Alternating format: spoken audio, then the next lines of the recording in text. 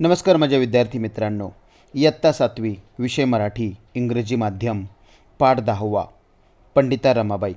आज आपण हा पाठ पाहणार आहोत. या पाठाची लेखिका आहेत डॉक्टर अनुपमा उजगरे. जन्म 1949. प्रसिद्ध लेखिका. सांगी पश्चाताप हा काव्यसंग्रह, चंदनचुरा ललित लेख संग्रह. पंडित रमाबाई, लक्ष्मीबाई टिळक, विष्णुशास्त्री चिपळूणकर इत्यादी आत्मचरित्र लेखन तसेच महाराष्ट्राच्या खाद्यसंस्कृती कोश प्रसिद्ध आहेत. स्वतःचे संघर्षमय आयुष्य जगत असताना इतर स्त्रियांनी आयुष्याचं नंदनवन फुलवणाऱ्या पंडित रमाबाईंचे प्रेरणादायी वर्णन लेखिकेने प्रस्तुत पाठातून केलेले आहे. म्हणजेच काय तर स्त्रियांच्या आयुष्याचे नंदनवन फुलवताना आपल्या आयुष्याकडे जराही लक्ष दिले नाही. संपूर्ण आयुष्य त्यांनी स्त्रियांसाठी व गोरगरिबांसाठी वाहून घेतले. अशा प्रकारच्या पंडिता रमाबाई यांचा पाठ आज आपण पाहणार आहोत. आता हे वर्णन आहे कोलकाता शहरातील. कोलकाता शहरात देशभक्त आनंद मोहन यांनी स्त्रियांसाठी जी खास सभा बोलावली होती ती भारतातील स्त्रियांची पहिली सभा होती आणि तिचे आयोजक होते आनंद मोहन. तुम्ही आनंद मोहन यांचे चित्र या ठिकाणी पाहू शकता. ती भारतातील पहिली स्त्रियांची सभा होती. पंडिता रमाबाईंना त्यावेळी बंगाली भाषा येत नव्हती. आता कोलकाता म्हटलं तर बंगाली भाषा यायलाच हवी. जशी महाराष्ट्राची मराठी तशी कोलकात्याची बंगाली भाषा होती. त्यावेळेला रमाबाईंना ती भाषा येत नव्हती, म्हणून त्यांनी मायबोलीसारखा सराव असलेल्या संस्कृत भाषेतून भाषण केले. आता पंडित रमाबाईंना संस्कृत भाषा खूप चांगली यायची, त्यातून त्यांनी भाषण केले. बंगालीतून त्याचा अनुवाद त्यावेळी करण्यात आला. अनुवाद याचाच अर्थ काय होतो तर भाषण चालू असतानाच त्याचे बंगालीमधून केलेले ट्रान्सलेशन. स्त्रियांची पहिली सभा, पहिली स्त्री वक्ता व सादर करण्यात आलेल्या पहिल्याच मौखिक अनुवाद ही त्या सभेची वैशिष्ट्ये ठरली. म्हणजेच काय, बोलताना एक वाक्य बोललं की त्याचं बंगालीमध्ये अनुवादित केलं गेलं, अशी ही सभेची वैशिष्ट्ये ठरली. म्हणजेच पहिली स्त्रियांची सभा आणि तीही अनुवादित, अशा प्रकारचं वैशिष्ट्य त्या ठिकाणी ठरली. स्त्रीला शिक्षणापासून वंचित ठेवले जात असताना एका परप्रांतातील परभाषक स्त्री महाभारतकालीन संदर्भ देऊन स्त्रियांच्या सभेत प्रबोधन करते, ही फारच मोठी आगळीवेगळी घटना होती. आता याच सभेला आगळीवेगळी घटना असं का म्हटलं आहे? कारण परप्रांतातील म्हणजेच काय की दुसऱ्या राज्यातील एखादी स्त्री आपल्या राज्यात येते आणि तीही महाभारतकालीन संदर्भ देते. महाभारतातील संदर्भ देऊन स्त्रियांच्या सभेत ती बोलते. ही घटना यावेळी आगळीवेगळी असे मानलेले आहे. आई वडील बंधू यांच्या निधनानंतर एकटे जगणे किती कठीण असते हे अनुभवल्यानंतर रमाबाईंनी विवाह करण्याचे ठरवले. म्हणजेच काय, त्यांच्या आयुष्यात खूप मोठी उलथापालथ झाली. आईचा मृत्यू झाला, वडिलांचा मृत्यू झाला आणि बंधूही त्यांना सोडून गेले. मग एकट्या स्त्रीने किती दिवस एकटं राहायचं, म्हणून त्यांनी ठरवलं की आपण आता विवाह करूया. अतिशय विद्वान वकील म्हणून ख्याती असलेल्या बिपिन बिहारी मेधावी यांच्याशी त्या रीतसर विवाहबद्ध झाल्या. त्यावेळी त्यांचे वय 22 वर्षाचे, म्हणजे त्यावेळच्या रूढीच्या दृष्टीने फारच वाढलेले होते. अशा पद्धतीने त्यांनी आपला विवाह केला. तर बिपिन बिहारी मेधावी यांच्याशी त्यांचा विवाह झाला. ते ख्यातनाम वकील होते आणि अशा पद्धतीने त्यांनी आपल्या जोडीदाराची निवड केली. विवाहानंतर 2 वर्षाच्या आतच बिपिन बाबूंचे निधन झाले. महाराष्ट्रातील सुधारकांच्या विनंतीवरूनच रमाबाई आपल्या तान्ह्या मुलीला घेऊन पुण्यातून आल्या. त्यांच्या पहिले व्याख्यान न्यायमूर्ती रानडे यांच्या घरी झाले. आता त्यांना एक छोटी मुलगी होती. त्या छोट्या मुलीला घेऊन त्या पुण्यामध्ये आल्या आणि मग त्यांनी आपला परत दुसरा प्रवास सुरू केला. त्यावेळी त्यांची ओळख न्यायमूर्ती रानडे यांच्याकडे झाली. आता न्यायमूर्ती रानडे यांनी एका तान्ह्या मुलीला घेऊन आलेल्या स्त्रीला प्रेरणा दिली. त्यांची वक्तृत्व क्षमता पाहिली, त्यांचे धैर्य पाहिले आणि अशा या धैर्यवान स्त्रीला, समाजसुधारक स्त्रीला त्यांनी घरीच बोलावले. तिथेच प्रत्येक आठवड्यात एकेका घरी त्यांचे व्याख्यान व्हावे असे ठरले. बाई माणूस बोलते तरी कशी हे पाहण्याची उत्कंठा प्रत्येक पुरुषाला लागली होती. व्याख्यानाला येणाऱ्याने आपल्यासोबत घरातल्या एका स्त्रीला आणल्याशिवाय प्रवेश मिळणार नाही अशी पंडिताबाईंच्या व्याख्यानाच्या निमंत्रण पत्रिकेत एक अटच होती. म्हणजेच काय, येताना प्रत्येकाने आपल्या स्त्रीला व्याख्यानाला आणायचे. म्हणजेच काय, त्यांना स्त्रियांचा उद्धार करायचा होता हे या व्याख्यानातून आपल्याला समजते. अशी आठवण आपल्या सासऱ्यांबरोबर सभेला गेलेल्या काशीबाई कानिटकरांनी लिहून ठेवली होती. स्त्रियांनी शिकवले व शिकले पाहिजे, शिकवले पाहिजे. त्यासाठी आपल्या मातृभाषेचे अचूक ज्ञान प्राप्त केले पाहिजे. शिक्षिका म्हणून उभ्या राहण्यासाठी स्त्रियांना प्रोत्साहन म्हणून शिष्यवृत्त्या दिल्या पाहिजेत अशी शिफारस त्यांनी हंटर कमिशनकडे सुद्धा केली होती. म्हणजेच काय, अशा पद्धतीने रमाबाईंनी हंटर कमिशनकडे सुद्धा शिफारस केली की स्त्रियांसाठी त्यांनी आपले जीवन अर्पण केले. स्त्रियांना शिकवले पाहिजेत, उभे केले पाहिजेत आणि अनाथ, अपंग, विधवा अशा स्त्रियांची सेवा करून त्यांना स्वावलंबी जीवन जगता यावे यासाठी कार्य करण्याचा आपला निश्चय रमाबाईंनी केला. आता या ठिकाणी तुम्हाला अनाथ मुलं दिसत आहेत, अपंग दिसत आहेत, विधवा दिसत आहेत. त्यांच्यासाठी आपलं पूर्ण जीवन त्यांनी दिले. पुणे, मुंबई, अहमदाबाद इथल्या पुढाऱ्यांना व धनवानांना कळवळा आला. पण अशा कार्याची समाजाला काही गरज आहे हा विचार काहींना पटला नाही. एका उदार गृहस्थाने 10,000 रुपये देऊन त्या रकमेत रमाबाई यांचे 40,000 रुपयात होणारे काम करून दाखवावे अशी अट घातली. मला भारतातील सर्व स्त्रिया सारख्याच आहेत. जेथपर्यंत माझ्या शरीरात रक्ताचा एक बिंदू मात्र आहे तेथपर्यंत आपल्या स्त्री जातीचे कल्याण व सुधारणा करण्याच्या कामापासून मी परावृत्त होणार नाही. स्त्री जातीची सुधारणा करण्याचे व्रत मी धारण केले आहे. रमाबाईंच्या या उद्गारावरून त्यांना एकूणच स्त्री जातीविषयी किती अपार प्रेम आहे याचे दुःख दूर करण्याविषयी तळमळ होती हे दिसून येते. म्हणजेच काय, रमाबाईंनी एक शपथ घेतली होती की शरीरात रक्ताचा एक बिंदू मात्र असेपर्यंत स्त्री जातीचे कल्याण करणार व त्यांना सुधारणा करणार. त्यांना कामापासून मी परामुख होऊ देणार नाही. त्यांना काम देणार, त्यांच्या रिकाम्या हातांना काम देणार आणि त्यांची जी गरिबी आहे ती गरिबी दूर करणार. मग काम देण्यासाठी कुठे मोठी कंपनी स्थापन करण्याची गरज नाही. छोटे मोठे व्यवसाय त्यांनी सुरू करण्याचा पणच जणू केला होता. आणि ही व्यवसाय ही आपल्या गावातील, आपल्या घरातील असतील यावर त्यांनी मोठा भर दिला होता. त्यांच्या या व्यवसायातूनच अनेक स्त्रियांना काम मिळाले. रमाबाईंची कन्या मनोरमा परदेशातून ब्रेल लिपी शिकून आल्यामुळे अंध स्त्रियांच्या शिक्षणाची सोय झाली होती. रमाबाईंना अंध स्त्रियासुद्धा प्रिय होत्या. मग त्यांनी अपंग, अंध, मूकबधीर यांच्यासाठी सुद्धा काम केलं होतं आणि आपल्या मुलीलासुद्धा त्यांनी हीच शिकवण दिली होती.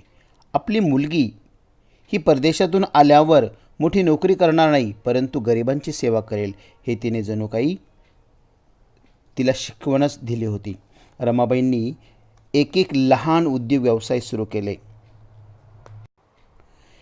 केळीच्या सोपट्यापासून टोपल्या बनवणे, वाखाच्या दोऱ्या वळणे, वेताच्या खुर्च्या विणणे, लेस, स्वेटर, मोजे विणणे, गाई बैलांचे खिल्लार, शेळ्या मेंढ्यांची चरणी, म्हशीचा गोठा, दूध दुभते, कुक्कुटपालन, सांडपाणी, मैल्यापासून खत, भांड्यांवर नाव घालणे, भांड्यांना कलही लावणे, हातमागावर कापड, सतरंजा विणणे, घाण्यावर तेल काढणे, छापखान्यातील टाईप जुळवणे व सोडणे, चित्रे छापणे, कागद मोडणे, पुस्तक बांधणे, दवाखाना चालवणे, धोबीकाम अशी कित्येक कामे त्यांनी केली होती. असे कितीतरी प्रकारचे उद्योग त्यांनी स्त्रियांसाठी तयार केले होते. एवढे व्यवसाय सुरू करणारी एक स्त्री असू शकते ही त्या काळात नवलाईची गोष्ट ठरली. 2,500 लोक बसू शकतील असे प्रार्थना मंदिर चर्च बांधताना काटकसर म्हणून रमाबाईंनी त्याचा स्वतःच आराखडा तयार केला होता आणि डोक्यावर विटांचे घमेले वाहून बांधकामाला हातभारही लावला होता. म्हणजेच काय, त्याचे स्ट्रक्चर उभारणीचा जो आराखडा असतो तो त्यांनी काढला. प्लॅन एस्टिमेट त्यांनी काढले. स्वतः घमेले घेऊन त्यांनी त्या चर्चच्या बांधकामात हातभार लावला. कुठलेही काम करताना त्यांनी कधीच कमीपणा मानला नाही. श्रम प्रतिष्ठा धडा त्यांनी आपल्या कृतीतून आणि आश्रमातील मुलींना नेहमीच दिला. म्हणजे श्रमाला पहिले महत्त्व त्यांनी दिले. आता फक्त भाषणबाजी केली नाही, तर आपल्या कृतीतून त्यांनी मुलींना हे सर्व शिकवले. रमाबाईंचे आयुष्य म्हणजे संघर्षाची आणि संकटांची एक दीर्घ साखळीच होती. अशा प्रकारची साखळी त्या नेहमीच पुढे ओढत राहिल्या, पण त्या खचल्या नाहीत. स्त्रीचा एक व्यक्ती म्हणून विचार आणि विकास करू पाहणाऱ्या पंडित रमाबाई या सहस्त्रकातील एकमेव कर्मयोगिनी व सच्शील साध्वी होत्या. आता त्या कशा सूर्यकन्या होत्या. त्यांच्या नशिबी स्वतःच्या तेजामुळे आयुष्यात होरपळणे आले. स्वतः त्या होरपळल्या. दुःखाचा डोंगर त्यांनी सहन केला, परंतु सुखाची हिरवळ त्यांनी स्त्रियांसाठी सुरू केली होती. पण त्यांनी अनेक वाळवंटी आयुष्याचे नंदनवन करत प्रत्येक काळोखी आयुष्ये उजळून टाकली होती. ज्या ज्या लोकांच्या आयुष्यात काळोख होता त्या ठिकाणी प्रकाश बनण्याचं काम रमाबाईंनी आपल्या कृतीतून करून दाखवले. स्वाध्याय. पुढील प्रश्नांची थोडक्यात उत्तरे लिहा. पंडिता रमाबाईंनी हंटर कमिशनकडे कोणती शिफारस केली? त्याचं उत्तर आहे, स्त्रियांनी शिकले पाहिजे, शिकवलेही पाहिजे. यासाठी त्यांनी मातृभाषेचे अचूक ज्ञान मिळवले पाहिजे. चांगली शिक्षिका घडवण्यासाठी व स्त्रियांना उत्तेजन म्हणून शिष्यवृत्त्या दिल्या पाहिजेत अशी शिफारस पंडिता रमाबाईंनी हंटर कमिशनकडे केली होती. आता दुसरा प्रश्न पाहूया. पंडिता रमाबाईंना स्त्री जातीविषयी अपार प्रेम होते हे त्यांच्या कोणत्या उद्गारांतून समजते? उत्तर आहे, पंडिता रमाबाई असे म्हणाल्या होत्या की मला सर्व भारतीय स्त्रिया समान आहेत. जोपर्यंत माझ्या शरीरात रक्ताचा एक एक थेंब आहे तोपर्यंत आपल्या स्त्री जातीचे कल्याण व सुधारणा करण्याच्या कामापासून मी मागे हटणार नाही. स्त्री जातीची सुधारणा करण्याचे व्रत मी घेतले आहे. या पंडिता रमाबाईंच्या उद्गारातून त्यांना स्त्री जातीविषयीचे अपार प्रेम या ठिकाणी दिसून येते. आणि तिसरा व शेवटचा प्रश्न आहे, पंडिता रमाबाई कष्टाळू व काटकसरी होत्या हे कोणत्या प्रचंड मोठे प्रार्थना मंदिर बांधताना रमाबाईंनी काटकसर केली. प्रार्थना मंदिराचा आराखडा त्यांनी स्वतः तयार केला. म्हणजे त्याचे प्लॅन इन्स्ट्रुमेंट त्यांनी स्वतः तयार केले. स्वतः डोक्यावर विटांचे घमेले वाहून बांधकामाला मदत केली. कष्टाचे कुठलेही काम करताना कधीच कमीपणा मानला नाही. त्यांनी स्वतःच्या कष्टातून आश्रमातील मुलींना श्रमप्रतिष्ठेचा धडा दिला. या प्रसंगातून पंडिता रमाबाई कष्टाळू व काटकसरी होत्या हे जाणवते. आता आपण पुढचा प्रश्न पाहूया. पुढील चौकट पूर्ण करा. पहिला, पंडिता रमाबाईंचा विवाह यांच्याबरोबर झाला. उत्तर आहे बिपिन बिहारी मेधावी. दुसरा, त्यांच्या मुलीचे नाव मनोरमा. तिसरा, अंध व्यक्तींसाठी उपयुक्त लिपी ब्रेल लिपी. व चौथा प्रश्न आहे सहस्त्रकातील कर्मयोगिनी. उत्तर आहे पंडिता रमाबाई. आता आपण पुढचा प्रश्न पाहूया. पंडिता रमाबाईंनी मुक्त मिशनमध्ये स्त्रियांसाठी सुरू केलेल्या लहान उद्योगांची नावे लिहा. उत्तर आहे पंडिता रमाबाईंनी सुरू केलेले उद्योग: केळीच्या सोंगट्यापासून टोपल्या बनवणे, वाखाऱ्या दोऱ्या वळणे, वेताच्या खुर्च्या विणणे, लेस, स्वेटर, मोजे विणणे, गाई बैलांचे खिल्लार पोसणे, शेळ्या मेंढ्यांची चरणी करणे, म्हशीचा गोठा बांधून दूध दुभते साठवणे, कुक्कुटपालन करणे, सांडपाणी व मैल्यापासून खत निर्मित करणे, भांड्यांवर नाव घालणे, कलही करणे, हातमागावर कापड सतरंजा विणणे, घाण्यावर तेल काढणे, छापखान्यातील टाईप जुळवणे सोडणे, चित्रे छापणे, कागद मोडून पुस्तक बांधणे, दवाखाना चालवणे व शेवटचा आहे धोबी काम करणे.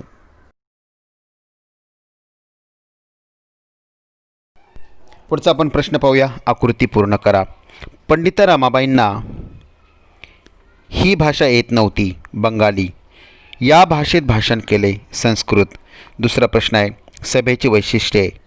पहिलं वैशिष्ट्य आहे पहिली स्त्री वक्ता व दुसरे वैशिष्ट्य आहे पहिला मौखिक अनुवाद सादर केला. आता दुसरा प्रश्न पहा या ठिकाणी. स्त्रियांची पहिली सभा बोलावणारे देशभक्त आनंद मोहन व दुसरा प्रश्न आहे त्यातलाच रमाबाईंनी भाषणात याचे संदर्भ दिले. उत्तर आहे महाभारतकालीन. आता आपण पाहूया मुक्तोत्तरी प्रश्न. पंडिता रमाबाईंसाठी पाठात आलेली विशेषणे शोधावं लिहा. विशेषणे आहेत पंडिता, कर्मयोगिनी, सत्शील, साध्वी, सूर्यकन्या. दुसरा प्रश्न आहे पंडिता रमाबाईंच्या व्यक्तिमत्वाची वैशिष्ट्ये लिहा.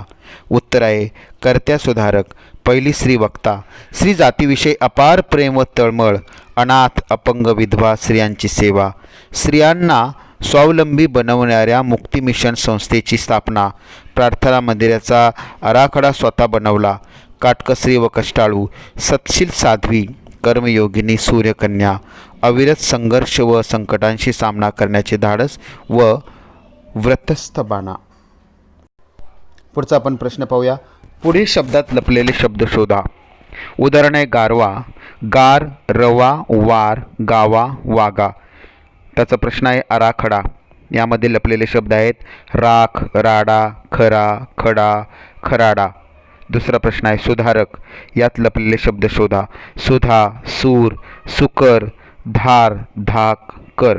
आता पुढचा प्रश्न आहे असे 3 अक्षरी शब्द शोधा ज्यांच्यामधले अक्षर र यांची यादी तयार करा. उदाहरणार्थ आहे करंजी, चौरंग, कारंजे, सारंग, श्रीरंग, मरंद, निरंग, सुरंगी, मुरंबा, कुरंग, तरंग, सरंगा, नारंगी, पारंबी, पुरंधरी, फिरंगी, बेरंग, हेरंब, वारंग, सारंगी इत्यादी.